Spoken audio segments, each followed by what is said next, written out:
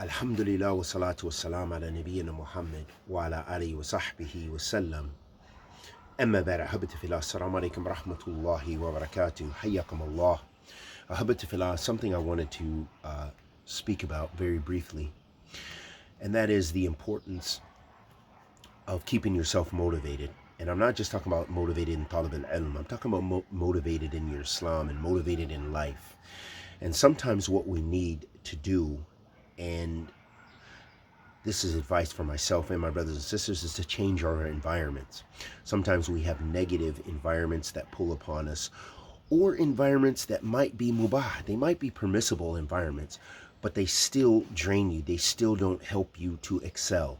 And that's why it's very important to have good companionship, as the Prophet ﷺ mentioned about husn al-suhbah, about having good companions.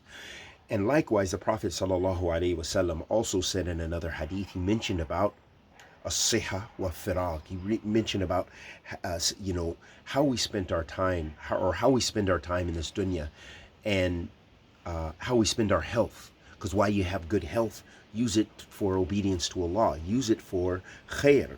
Good health helps you to defend your family. Good health helps you to practice your prayer standing and as it should be prayed. Good health helps you to do all your acts of ibadah and live a generally a better quality of life, bi'idni rabbina, especially if your heart is in tune with the worship of Allah subhanahu wa ta'ala.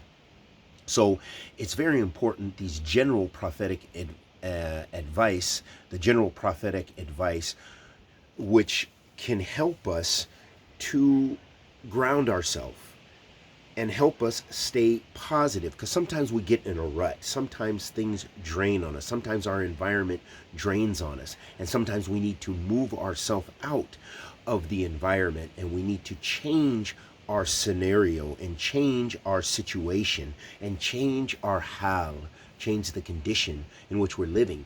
And how many of our youth and how many people, because they stay in a stagnant environment, they find themselves decreasing in iman, and sometimes even leaving iman totally, and sometimes leaving this life in a way which is an unfortunate way of ending.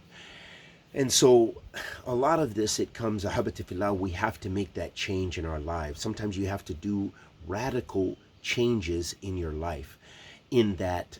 And I definitely recommend this, especially for those who are single women and single men, that, and whether they be youthful or whether they be older, that if you are not tied to others, then it makes it much easier for you to do whatever you need to do to better your situation. For example, some people are drowning in sins and they live in sinful environments.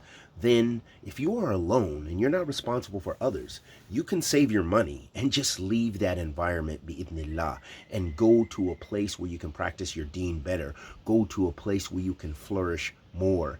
If you cannot find a spouse in the area you're in, you can travel across the globe and go settle somewhere else and hopefully find a righteous spouse to live a comforting life with.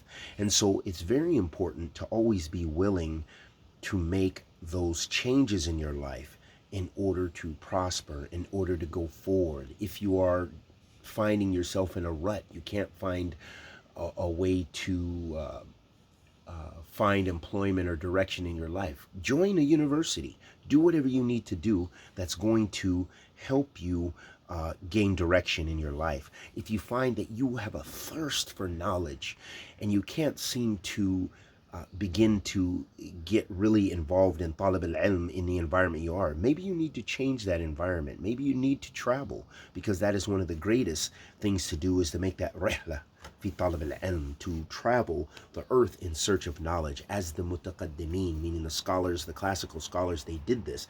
This is how those great imams collected hadith. What do you think Imam Bukhari did, and Imam Muslim and Imam Tirmidhi wa ghayrihim kathir? How did they gain ahadith Rasulillahi sallallahu alayhi wasallam, if not for the fact that they traveled and sought ilm?